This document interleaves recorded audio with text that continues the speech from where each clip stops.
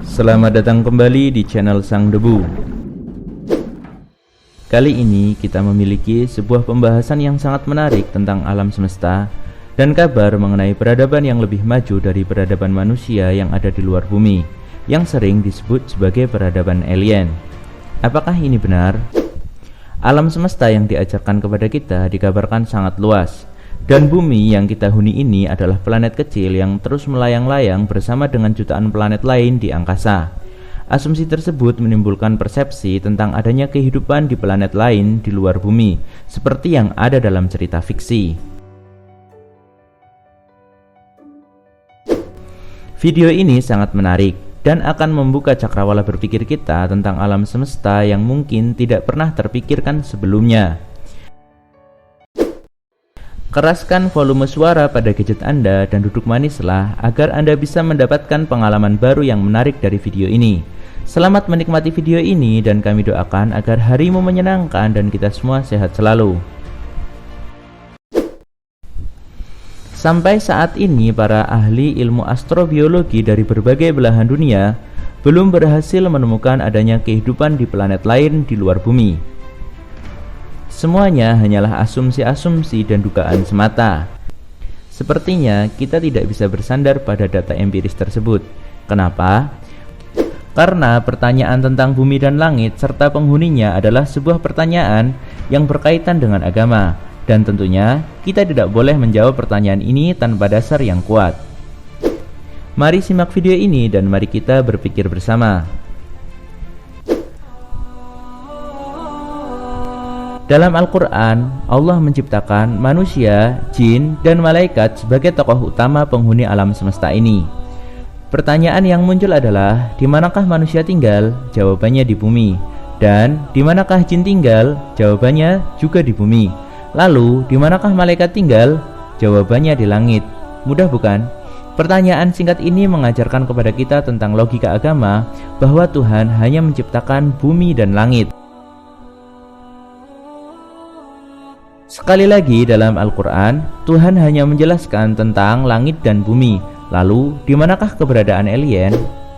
Apakah di bumi juga?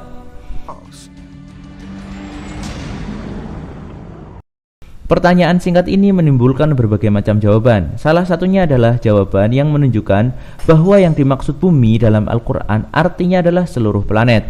Jadi kemungkinan alien itu ada di planet lain yang tidak kita ketahui. Oke, jika yang dimaksud dengan bumi dalam Al-Quran artinya adalah seluruh planet yang ada di alam semesta, maka konsekuensinya adalah satu orang yang bernama Adam adalah pemimpin dari seluruh planet yang berada di alam semesta ini. Kami ingatkan lagi bahwa pernyataan ini adalah pernyataan yang berkaitan dengan agama, dan seperti yang kita yakini bahwa manusia adalah keturunan Adam dan Adam diutus untuk menjadi pemimpin di muka bumi.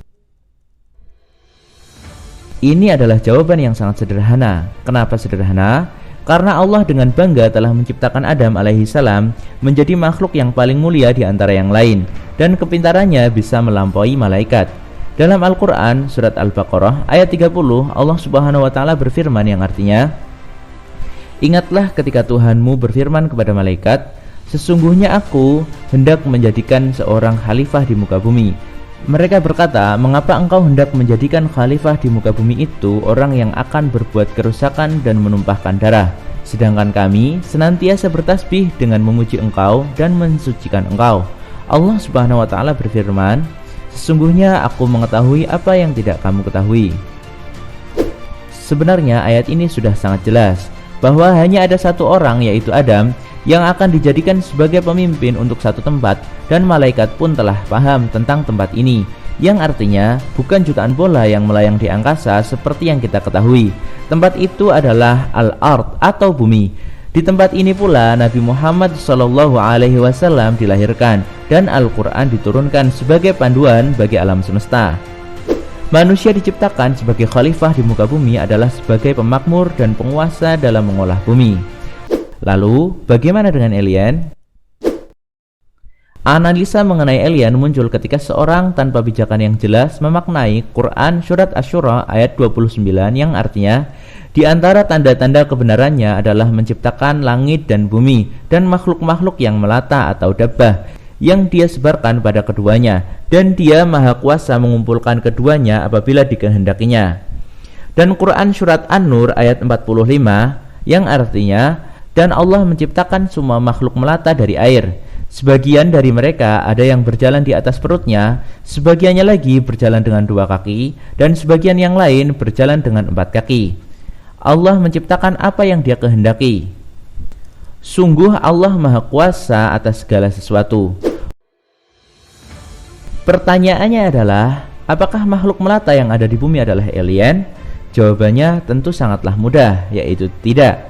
Jadi, jika makhluk yang melata di bumi bukan alien, maka begitu pula makhluk yang melata di langit, mereka juga bukan alien. Hal ini akan sangat masuk akal jika Anda melihat pengertian tentang bumi dan langit, yaitu langit yang kita imani sebagai tempat yang di sana ada surga dan neraka, langit yang di sana ada Baitul Makmur sebagai tempat ribuan malaikat berkumpul, dan langit yang di sana ada para nabi dari Adam hingga Ibrahim saat Nabi Shallallahu Alaihi Wasallam melakukan Isra Mi'raj. Dan hal ini sudah sangat jelas bagi orang-orang yang beriman. Tapi tidak sedikit orang yang beranggapan bahwa langit adalah tempat di mana ada ribuan planet berterbangan. Bagi Anda yang masih beranggapan seperti ini, kami punya sedikit pertanyaan untuk Anda, yaitu jika bumi termasuk benda langit yang berterbangan di angkasa, kenapa Tuhan dengan jelas menyebutkan langit dan bumi, apabila bumi itu sendiri sebenarnya adalah benda langit? Silahkan tuliskan jawaban Anda atas pertanyaan di atas pada kolom komentar. Dalam Quran Surat Al-Baqarah ayat 29, Allah Subhanahu wa Ta'ala berfirman yang artinya, Dialah Allah yang menjadikan segala yang ada di bumi untuk kamu, dan Dia berkehendak menciptakan langit, lalu dijadikannya 7 langit, dan Dia mengetahui segala sesuatu. Sejak zaman dahulu, manusia selalu mempertanyakan proses penciptaan alam semesta. Berawal dari pertanyaan sederhana ini, muncullah berbagai macam teori. Salah satunya adalah teori materialisme yang kemudian melahirkan teori Big Bang atau ledakan besar yang dikembangkan oleh para filsuf Yunani kuno yang beranggapan bahwa alam semesta ini tercipta dari sebuah awan kosmik yang berputar dalam ruang hampa dan berhasil mengikat partikel debu di sekelilingnya yang kemudian menjadi gumpalan yang sangat besar dan akhirnya meledak. Ledakan inilah yang dianggap sebagai proses penciptaan alam semesta. Berasal dari teori ini, akhirnya muncul persepsi jika satu lontaran kecil Big Bang bisa menghasilkan satu planet yang di dalamnya ada kehidupan seperti bumi, maka ada kemungkinan di luar sana ada kehidupan di planet lain seperti di bumi. Dan hal ini pula yang akhirnya menimbulkan pandangan tentang adanya alien. Tentunya hal ini hanyalah sebuah asumsi semata. Perlu banyak penelitian untuk membenarkan teori ini.